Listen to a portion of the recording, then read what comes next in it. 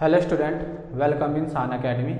आज जो हम वीडियो लेकर आ रहे हैं ये एमसीक्यू टाइप बेस्ड क्वेश्चन पर आधारित है और ये क्लास 10th की है वास्तविक संख्या।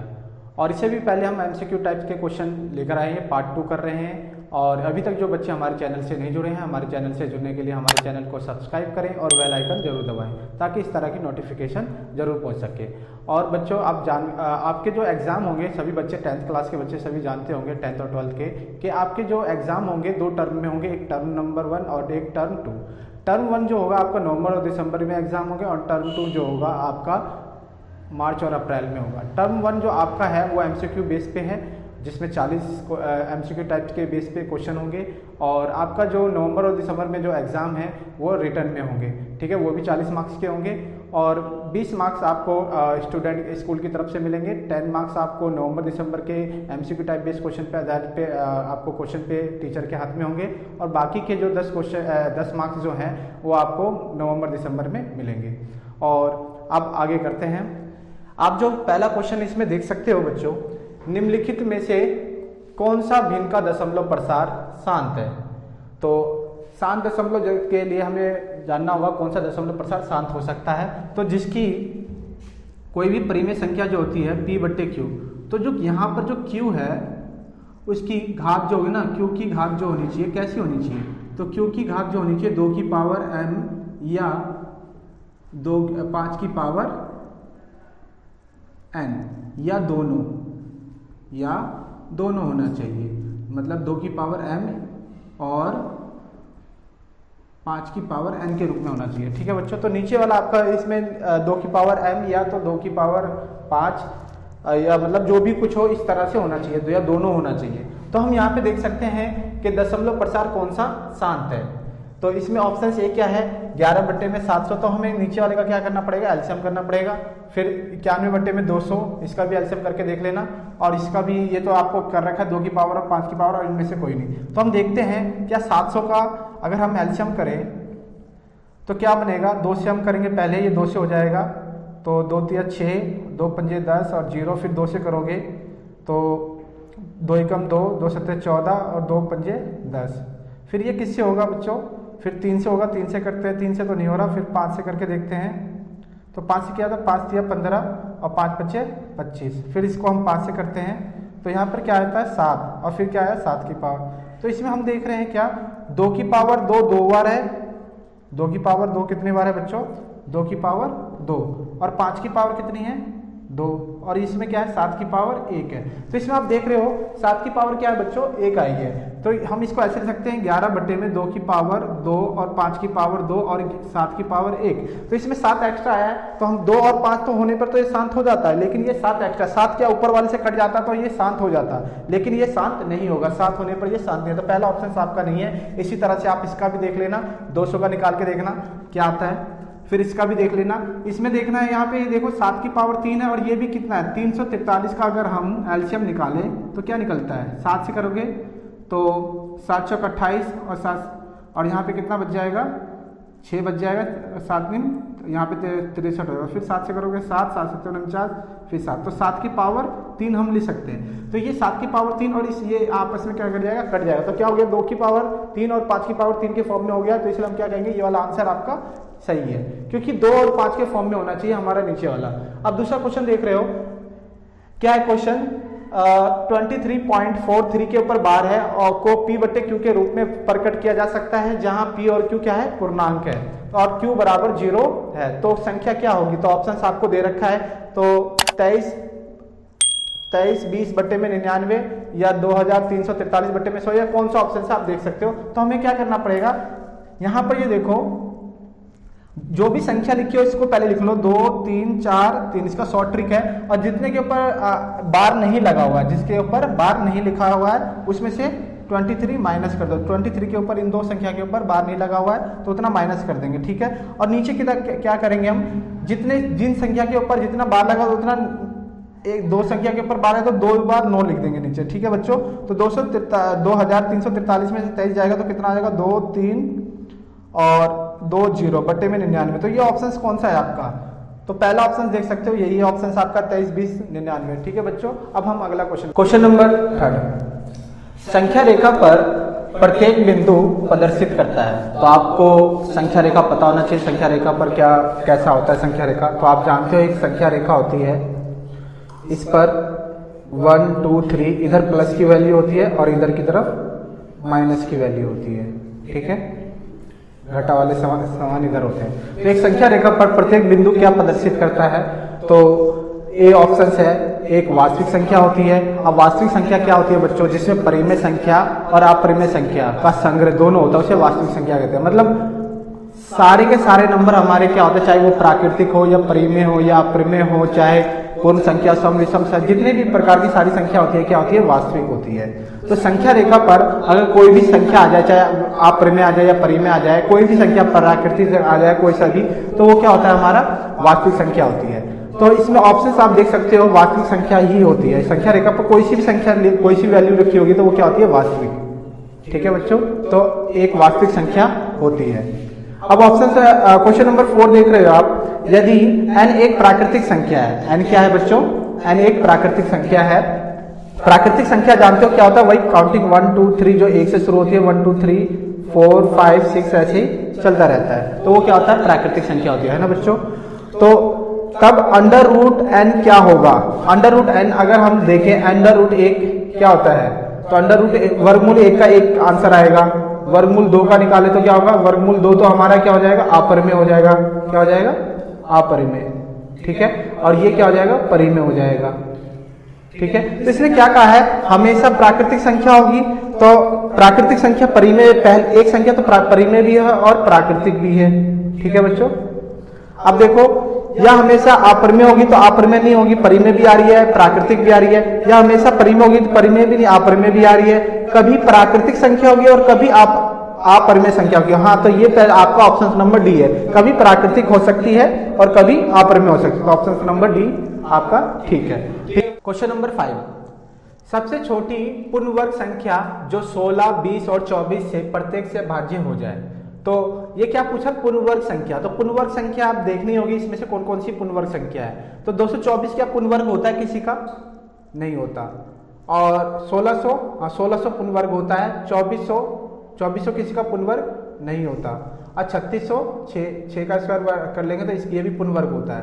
तो 1600 3600 में से कौन वो संख्या कौन सी है जो इन दोनों 1600 या 3600 में से जो पूर्ण वर्ग इससे पूरी तरह से विभाज्य हो जाए। तो आप भाग करके देखना कौन सा संख्या हो सकता है। तो हम 3600 करके देखते हैं जो पूरी तरह से भाग हो जाए। तो 16 से किया तो 16 एकम 16, ठीक है, 16 दूनी 32, ठीक है। कितना बच गया, यहाँ पे 4 बच गया। और 16 एकम 16 32, फिर कितना बच गया 8 16 पंजे 80, ठीक है बच्चों। तो ये संख्या जो है ये डिवाइड हो रहा है, 16 से हो रहा है। फिर 20 से करके देखना, 20 से भी हो जाएगा, ये 0 से 0 कैंसिल हो जाएगा। और 20 से डिवाइड करना 180 180 से हो जाएगा। फिर इसके बाद 3600 को आप किससे करके देखना, 2400 से। तो 24 से भाग करेंगे क्या हो जाएगा, 24 कम 24, और ये कितना बच जाएगा यहाँ पर 12 120। तो 5 बार में 0। तो ये हम देख रहे हैं 3600 जो है 16 से भी भाग हो रहा है, 20 से भी हो रहा है, 24 से भी भाग हो रहा है। तो ये ऑप्शन नंबर आपका कौन सा सही हो गया, डी। आप इसको 1600 से भी देखना, ये 16 से भाग करके देखना, 1600 को 20 से या 24 से, ये भाग नहीं हो पाएगा, ठीक है बच्चों। अब हम करते हैं क्वेश्चन नंबर 6। यदि प्रथम 13,986 एक अभाज्य संख्याओं का योग n है तो n हमेशा भाज्य होगा। तो n किससे भाग होगा, तो भाज्य मतलब उससे भाग करके देखना है। तो हम क्या करेंगे, इसमें 13,986 को 6 से भाग करके देखेंगे। या अगर पूरी तरह से भाग हो जाता है तो ये इसका आंसर हो जाएगा। अगर 4 से भी भाग करके देखेंगे, 8 से भाग करके देखेंगे, तो ये कौन सी संख्या से भाग हो जाता है। तो हम देखते हैं 1398 को अगर हम 6 से भाग करते हैं, किससे बच्चों, 6 से, तो करके देखते हैं। 6 दूनी 12, कितना बच गया 1, 6 3 18, 19 हो जाएगा। ये 6 3 18, 1 बचेगा 6 3 18 और 6 कम 6। तो हम देख रहे हैं पूरी तरह से भाग हो जाता है। इसमें ऑप्शन नंबर 6 ही है, ठीक है। और बाकी के भी देख लेना 4 8, इसमें से कोई सा भाग नहीं हो पा रहा है, ठीक है बच्चों। अब अगले क्वेश्चन पे, क्वेश्चन नंबर 7। क्वेश्चन नंबर 7 में क्या है बच्चों, दो संख्याओं का लघुत्तम समावर्तक एलसीएम और इनके महत्तम समावर्तक एचसीएफ का 14 गुना है। तो जो एलसीएम है वो एचसीएफ का 14 गुना है, क्वेश्चन में ऐसा क्या रखा है। और लघुत्तम समावर्तक एलसीएम तथा महत्तम समावर्तक का जोड़ 60 है। तो और एलसीएम और एचसीएफ का जोड़ जो है वो वो 600 है, सॉरी 600 है। यदि एक संख्या 280 है तो दूसरी संख्या हमें ज्ञात करनी है। तो कैसे करेंगे बच्चों, आप ये जानते होंगे हम दो संख्याओं के लिए एलसीएम और गुना में एचसीएफ गुना में एलसीएम बराबर में ए गुना में बी। अभी ए क्या है और बी क्या है, ए पहली संख्या है और बी दूसरी संख्या, ए पहली संख्या और बी दूसरी संख्या है। तो हमें क्वेश्चन में क्या कह रखा है, जो एलसीएम है वो एचसीएफ का कितना गुना है, 14 गुना। यहाँ लिखा है ना एलसीएम इसके महत्तम का 14 गुना है, क्वेश्चन में ऐसा कह रखा है। ये मान लो ये फर्स्ट क्वेश्चन है। और दूसरा लघुत्तम समावर्तक एलसीएम और एचसीएफ दोनों का जोड़ कितना है, 600। तो एलसीएम और एचसीएफ का जोड़ कितना है बच्चों, 600 है। ठीक है, तो यहाँ से हम एलसीएम निकाले तो क्या होगा, एलसीएम बराबर में 600 माइनस में एचसीएफ होगा, यही होगा। ठीक है ना बच्चों, तो एक ये वाला क्वेश्चन जो हमारा और ये वाला दूसरा, इन दोनों को बराबर, एलसीएम बराबर में 14 एचसीएफ है और एलसीएम बराबर में 600 माइनस में एचसीएफ है। तो हम क्या करते हैं, इन दोनों को हम बराबर रख लेते हैं। तो 14 एचसीएफ बराबर में 600 माइनस में एचसीएफ। ठीक है, अब ये इधर आ जाएगा तो कितना हो जाएगा, 15 एचसीएफ हो जाएगा। 14 एचसीएफ और ये माइनस का एचसीएफ उधर आके क्या हो जाएगा, प्लस का एचसीएफ हो जाएगा बराबर में 600। तो ये 15 एचसीएफ हो गया। ठीक है ना बच्चों, कितना हो गया, 15 एचसीएफ बराबर में 600। तो अगर 15 के पार्ट से इसको काट दे तो कितना हो जाएगा, 15 चौक 60, 40। तो एचसीएफ कितना आ गया हमारा, 40 आ गया। ठीक है ना बच्चों, अगर ये वैल्यू हम इसमें रख दें जो क्या था 14 गुना में एचसीएफ, तो एलसीएम कितना आ जाएगा, तो एलसीएम हमारा आ जाएगा 14 को आप किससे गुना कर दोगे, एचसीएफ। एचसीएफ कितना निकला है, 40। तो इन दोनों का गुना कितना आ जाएगा बच्चों, 14 चौक 14 गुना 28 चौक 56, तो ये आ जाएगा 560। ठीक है बच्चों, तो अब इस जो वैल्यू निकल गई हमारी हम इसके अंदर रखते हैं। तो एचसीएफ कितना निकला हमारा 40, ठीक है, इसके अंदर रख रहे हैं हम वैल्यू। और एलसीएम कितना निकला 560। ठीक है बच्चों, और पहली संख्या हमें क्वेश्चन में दे रखी है, पहली संख्या कितनी है, 280 है, पहली संख्या 280 है। तो 280 और 280 के साथ गुना में है तो ये डिवाइड में आ जाएगा, डायरेक्ट 280 डिवाइड में ले लेते हैं। और गुना में बी क्या है, दूसरी संख्या है, तो 0 से 0 कैंसिल और 28 दूनी कितना हो गया 56। और जब 2 को 40 से गुना करोगे तो कितना आ गया 80। तो बी की वैल्यू कितनी आ गई 80, इसमें ऑप्शन नंबर ये हो गया। ठीक है बच्चों, अब क्वेश्चन नंबर आप 8 देखो। क्वेश्चन नंबर 8 में क्या है, संख्या 0.3 और 2 के ऊपर बार लगा हुआ है को p बट्टे q के रूप में लिखा जा सकता है, जहां p और q क्या है, पूर्णांक है और q बराबर 0 नहीं है। तो संख्या क्या होगी। तो अब इस तरह के क्वेश्चन को हम कैसे करेंगे, ये देखो जो भी संख्या है ना 32 उसको लिख लो। ठीक है, और किसके ऊपर बार नहीं लगा हुआ है उतनी संख्या घटा दो। ठीक है, तो किसके ऊपर बार नहीं लगा, 3 के ऊपर बार नहीं लगा हुआ तो 3 घटा देंगे। ठीक है बच्चों, अब नीचे जितने के ऊपर बार लगा हुआ है ना, जितने के ऊपर बार लगाओ, एक के ऊपर लगा तो एक संख्या से 9 नीचे लिख दो, मतलब एक के ऊपर बार है तो एक 9 आएगा, 2 के ऊपर अगर बार होगा तो 2 9 आएगा। अब यहाँ पर कितने के ऊपर बार नहीं है उतने 0 लगा दो। ठीक है, अब क्या आ जाएगा, शॉर्ट ये ट्रिक हो जाएगा आपका, 32 में 3 गया तो 29 बट्टे में और नीचे क्या है 90। तो ये ऑप्शन कौन सा है आपका, 29 बट्टे में बी। ठीक है बच्चों, अब नेक्स्ट क्वेश्चन करें। क्वेश्चन नंबर 9, निम्न में से कौन सी अभाज्य संख्या है। तो हमें अभाज्य संख्या जानना होगा। अभाज्य संख्या क्या होती है, वह संख्या जो अपने आप से स्वयं से भाग होती है और 1 से होती है। ठीक है, तो 1 और अपने आप से खुद भाग होती है उसे हम क्या कह सकते हैं, अभाज्य संख्या कह सकते हैं। तो अभाज्य संख्या कहाँ से शुरू होती है, 2 3 5 7 ऐसी चलती रहती है अभाज्य संख्या, जो खुद के टेबल में आती है और किसी के टेबल में नहीं आती। तो इसमें से कौन सा ऐसा है जो खुद के टेबल में आती है और किसी के में नहीं आती। तो 15 तो 3 के पाड़े में 5 से में भी होता है, 16 2 और 8 से भी होता है, 25 भी हो जाएगा। तो ए ऑप्शन आपका सही है, 29 से अभाज्य संख्या है। क्वेश्चन नंबर 10, निम्न में से कौन सा अपरिमेय संख्या नहीं है। तो अपरिमेय संख्या नहीं है तो हमें क्या पूछा जा रहा है इस क्वेश्चन में, अपरिमेय संख्या नहीं है तो मतलब परिमेय संख्या पूछा जा रही है, कौन सी परिमेय संख्या है। तो हम 64 का वर्गमूल और बटे में 81, तो इसका देखते हैं। 64 का वर्गमूल और 81 का वर्गमूल कितना निकलता है, 64 बटे में 81। तो इसका वर्गमूल निकाले, 64 तो 8 का वर्गमूल होता है और 81 9 का होता है। तो ये क्या लग रहा है, एक परिमेय संख्या लग रही है। ठीक है, ये भी अपरिमेय है, ये भी अपरिमेय लग रहा है और ये भी अपरिमेय है। तो इसमें से ऑप्शन नंबर ए आपका क्या हो गया, परिमेय संख्या होगी। तो ऑप्शन से ठीक है। अब किसी धनात्मक पूर्णांक m के लिए सम संख्या का रूप कौन सा होगा। तो इसमें से देखना कौन सी संख्या धनात्मक पूर्णांक क्या होता है, वह धनात्मक पूर्णांक कहाँ से शुरू होती है, 0 से। तो 0 मतलब 1 से स्टार्ट मान लो इसको, 1 2 3 4 ये सारी संख्या क्या होती है आपकी पूर्णांक होती है, धनात्मक पूर्णांक। तो इसमें अगर m की जगह पे मैं वैल्यू अगर पहले वाले ऑप्शंस में m प्लस में 2 है, अगर 1 रखता हूं तो 1 + 2 m की जगह पे 1 रखा तो 3 आया। तो क्या ये सम पूर्णांक है, नहीं। सम उसे कहते हैं जो 2 से भाग हो जाए। ठीक है बच्चों, अब इसी तरह से दूसरा ऑप्शन क्या है, 2m + में 1। तो अगर मैं 2 इंटू में m की जगह पे 1 रख लिया प्लस 1, तो 2 1 जा 2, इन दोनों का मल्टीप्लाई 2 प्लस में 1, तो कितना आंसर आ गया 3। तो ये भी क्या है, विषम संख्या है। अब सी ऑप्शंस में, सी ऑप्शंस क्या है 2m, अब देखो 2 मल्टीप्लाई में m की जगह पे एक रखो तो 2 1 जा 2, और भी कुछ रख के देख लो, 2 मल्टीप्लाई में m की जगह पे 2 रखो तो ये 4, तो हर बार क्या आ रहा है, सम आ रहा है। तो हम देख सकते हैं ऑप्शन सम संख्या किस में आ रही है, सी ऑप्शंस में आ रही है। ठीक है बच्चों, तो सी इसका ठीक है। अब क्वेश्चन नंबर 12 में देखो 3.27 के ऊपर बार संख्या होगी, तो इस तरह के क्वेश्चन को कैसे, ये पूर्णांक होगा या अपरिमेय होगा या प्राकृतिक संख्या होगी या अपरिमेय संख्या होगी। तो हम देख सकते हैं इसमें से संख्या क्या है,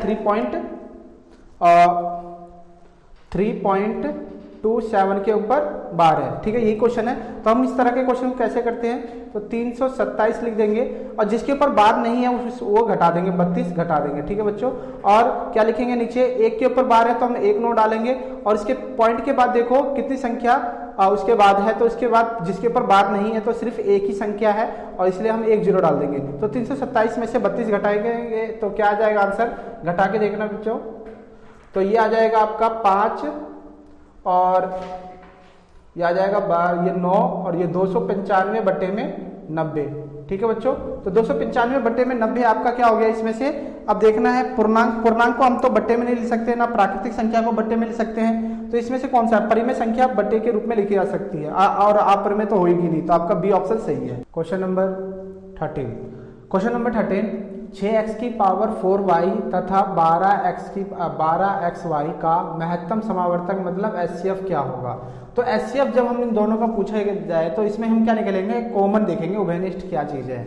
अगर 6 और 12 का अगर हम देखें तो इन दोनों में 6 और 12 में क्या कॉमन है, तो 6 कॉमन हो गया, और x की पावर यहाँ पे कितनी, x की पावर 1 और यहाँ पे x की पावर 4, तो इन दोनों में कॉमन क्या हुआ, सबसे छोटी पावर कौन सी हुई, x की पावर 1 है, और y की पावर यहाँ 1 है और यहाँ पे भी y की पावर 1 है, तो कॉमन क्या हुआ, y की पावर 1। तो इस तरह का ऑप्शन आप देख सकते हो कौन सा है, डी ऑप्शन ठीक है। ठीक है बच्चों, अब देखो 64 का वर्गमूल, अब इसमें देख सकते हो 64 के वर्गमूल को 64 के घनमूल से भाग देने पर मान क्या होगा। तो ऑप्शन से 64 होगा या 2 होगा या सी 1/2 होगा या डी 64 सही 2/3 होगा। तो हम क्या करेंगे, 64 जो संख्या है उसका वर्गमूल निकालेंगे और नीचे क्या है घनमूल, 64 का घनमूल मतलब 3 के जोड़े। ठीक है, तो यहाँ पे 2 के जोड़े बनाने हैं। अगर हम 64 का वर्गमूल देखें तो कितना होता है, वो होता है 8। ठीक है, और 64 का घनमूल क्या होता है, 4 होता है। अब इन दोनों को काटो, 4 दूनी 8, तो इसमें कौन सा ऑप्शन सही है, बी ऑप्शन सही है। ठीक है बच्चों, अब 15 क्वेश्चन देखो आप, इसमें सबसे छोटी अभाज्य संख्या और सबसे छोटी भाज्य संख्या का गुणनफल क्या होगा। तो सबसे छोटा अभाज्य संख्या क्या होता है बच्चों, आप जानते हो सबसे छोटा अभाज्य संख्या कौन सी होती है, अभाज्य संख्या वो 2 होती है, सबसे छोटा भाज्य संख्या कौन सी होती है, 4 होता है। ठीक है, अब इन दोनों को गुना करें तो क्या आएगा, 2 को जब 4 से गुना करोगे तो क्या आएगा, 8 आएगा। तो इसमें ऑप्शन नंबर सी है। P और Q को, नेक्स्ट क्वेश्चन सोल्व आप, P और Q को अभाज्य संख्या से अभाज्य संख्याएं हैं तो उनका मासा क्या होगा। तो मैं मान लेता हूं P आपका क्या है 2 है और Q क्या है 3 है, तो 2 भी अभाज्य संख्या है और 3 भी क्या है आपका अभाज्य संख्या है। इस 2 और 3 का हम क्या करते हैं, HCF करते हैं। तो HCF कैसे निकालते हैं, बड़ी संख्या अंदर ले लेते हैं हम, और ये तो 2 एकम 2 एक बार में आया, 1 बच गया, फिर इसको हम ये वाली संख्या यहाँ पे आ जाएगी, 1 के पारे में 2 कितने बार में आ गया, 2 बार में। तो HCF क्या बना, आप जिससे हमने डिवाइड किया लास्ट वाले में 0 बना वही HCF है, तो 1 इसका HCF हो गया। ठीक है बच्चों, नेक्स्ट क्वेश्चन करते हैं। क्वेश्चन नंबर 17, 17 गुना में 11 गुना में 13 प्लस में 13 किस प्रकार की संख्या है। तो आपको देखना भाज्य संख्या या भाज्य है या विषम संख्या या इनमें से कोई नहीं। तो हमें समझना होगा भाज्य संख्या क्या होती है। भाज्य संख्या उसे कहते हैं जो अपनी संख्या के अलावा और किसी और संख्या से भी भाग हो जाती है। मतलब हम कह सकते हैं भाज्य संख्या के दो से ज्यादा गुणनखंड होते हैं और अभाज्य संख्या के सिर्फ 2 ही गुणनखंड होते हैं। और विषम संख्या जो 2 के पहाड़े में नहीं होते, मतलब 2 से भाग नहीं हो सकती, वो सारी क्या होती है, विषम संख्या होती है। तो हम देखते हैं क्या ये आपका कौन सी संख्या है। ठीक है, तो 7 गुना में ये क्वेश्चन है आपका। इसमें एक चीज देख रहे हैं यहाँ पे 13 और 13 तो दोनों में है, तो हम इसको कॉमन ले लेते हैं, बाहर निकाल लेते हैं। तो बाहर निकालेंगे यहाँ से 7 गुना में 11 प्लस में और इसके साथ 1 मल्टीप्लाई में है तो 1 रह जाएगा। ठीक है, तो यहाँ पे 13 गुना में, अब हम देखो 11 7 77 होता है। 77 में जब 1 जोड़ोगे, दोनों के मल्टीप्लाई का 77 आएगा, उसमें 1 जोड़ देंगे तो कितना आ जाएगा 78। अब जब इन दोनों को गुना करोगे तो क्या आएगा, इन दोनों को 10 14 आ जाएगा। ठीक है बच्चों, तो 10 14 क्या है, ये तो विषम संख्या तो नहीं है, ये 2 से भाग तो हो जाएगी। अभाज्य संख्या, या भाज्य संख्या भी 2 से भी हो रही है और किसी से भी हो जाएगी। तो अब ये क्या हो गया, मतलब अभाज्य संख्या भी नहीं, तो हम क्या कह सकते हैं, ये भाज्य संख्या, क्योंकि ये 2 के पार्ट से भी भाग। या तो ये समझ लो इसमें 3 13 कॉमन हो गया, तो ये इसलिए जिसमें कॉमन आ जाएगा वो क्या हो जाएगा, आपका भाज्य संख्या हो जाएगा। तो ऑप्शन नंबर ए ठीक है। ठीक है बच्चों, अब क्वेश्चन नंबर 18 देखो, सबसे छोटी अभाज्य संख्या कौन सी है। ठीक है बच्चों, तो सबसे छोटी अभाज्य संख्या शुरुआत कहाँ से होती है, अभाज्य संख्या 2 से शुरू है, तो 2 3 4 5 6, तो इसमें से देखो कौन सी है, सबसे छोटी 2 है। ठीक है, क्वेश्चन नंबर 19, वह धनात्मक पूर्णांक जो 1 अथवा स्वयं से भाज्य हो तो वह बताइए वह किस प्रकार का पूर्णांक होता है। तो वह संख्या जो अपने आप से खुद टेबल से भाग होती है और 1 से भाग हो जाए, एक तो हम जानते हैं वो कौन सी संख्या होती है, अभाज्य संख्या होती है। ठीक है बच्चों, तो बी ऑप्शन आपका सही है। और क्वेश्चन नंबर 20, 156 के अभाज्य गुणनखंड में 2 की अधिकतम घात होती है। तो 156 का अभाज्य गुणनखंड निकालना पड़ेगा, 156 का आप एलसीएम करना। तो हम 156 का एलसीएम करते हैं, पहले ये क्या आएगा, 2 से करेंगे तो 2 7 14, फिर कितना हो गया 8, फिर 2 से करेंगे तो 2 3 6, और फिर 2 9 18, फिर ये किससे होगा 3 से 1, और फिर 3 13। तो हम यहाँ पर देख रहे हैं, आप फिर 13 से करेंगे हम इसको, 13 कम 13, तो 2 की पावर कितनी है, 2 कितने बार है, 2 की पावर 2, तो अधिकतम इसको मैं लिख सकता 2 की पावर 2 है घात में, तो 2 की घात कितनी हुई, तो इसमें पूछा 2 की अधिकतम घात क्या आएगी 2, तो ये आंसर आपका डी सही है।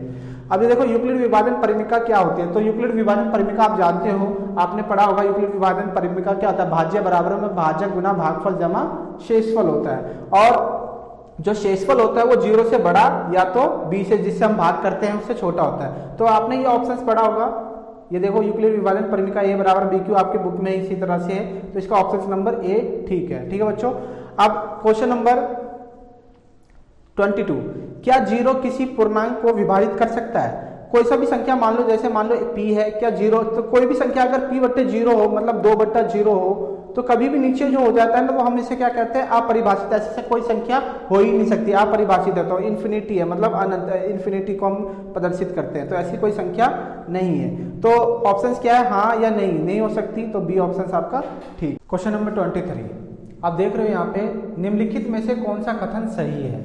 तो 2 अपरिमेय संख्याओं का गुणनफल हमेशा अपरिमेय होता है, ऑप्शंस भी। अब तो इसमें क्या कहा है, 2 अपरिमेय संख्याओं का गुणनफल हमेशा अपरिमेय होता है। तो कुछ एक क्वेश्चन एग्जांपल ले लेते हैं हम। √2 भी एक अपरिमेय है और 2√2 भी क्या है, अपरिमेय है। अगर हम √2 को √2 से मल्टीप्लाई करेंगे क्या आएगा 2, और ये क्या है, इसके आगे 2, तो 2 को 2 से मल्टीप्लाई किया तो क्या आ गया 4। तो हम देख रहे हैं कि 4 क्या बन गया, परिमेय संख्या बन गया। ठीक है मैंने बच्चों, तो इसमें क्या कहा है कि √2 मतलब 2 अपरिमेय संख्याओं का गुणनफल हमेशा अपरिमेय होता है, तो नहीं आया। ठीक है, ये पहला ऑप्शन आपका गलत है।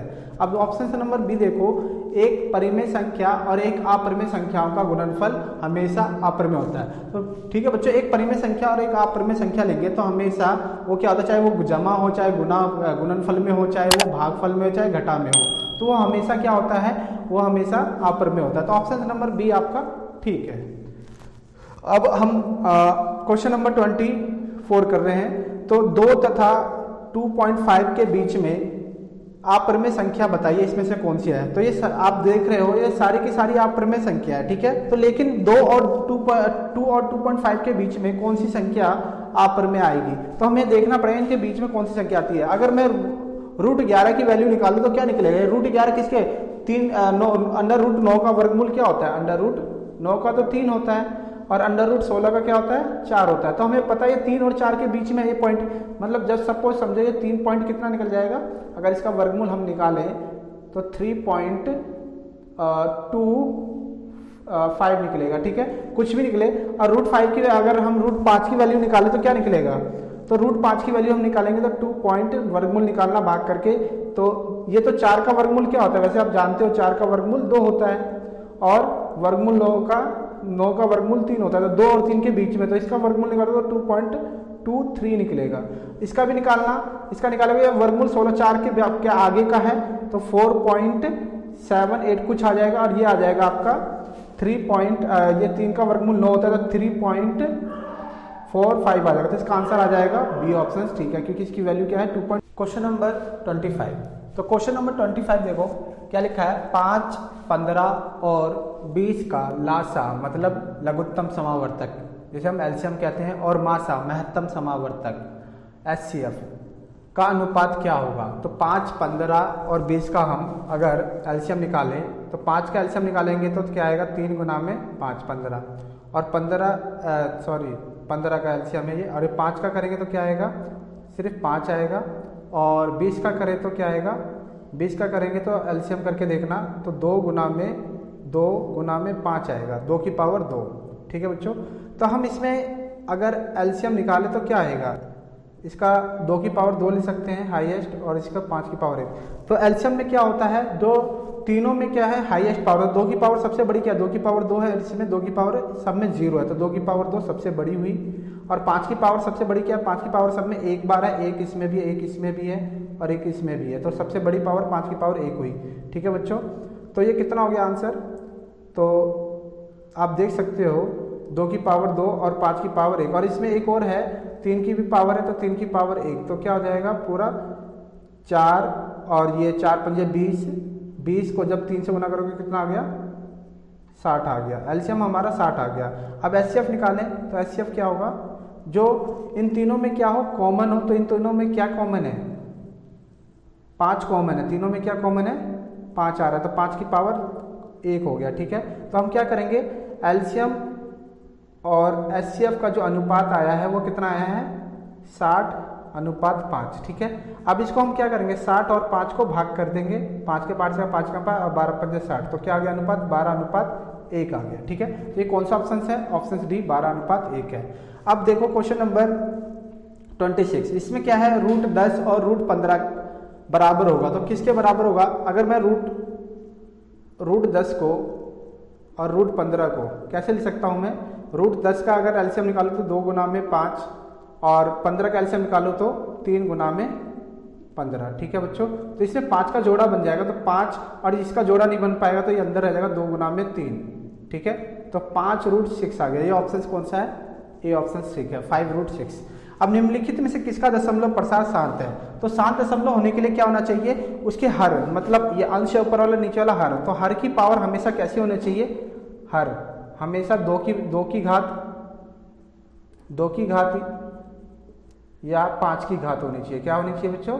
2 की घात या 5 की घात, या दोनों होना चाहिए। ठीक है ना बच्चों, या दोनों हो सकता हो।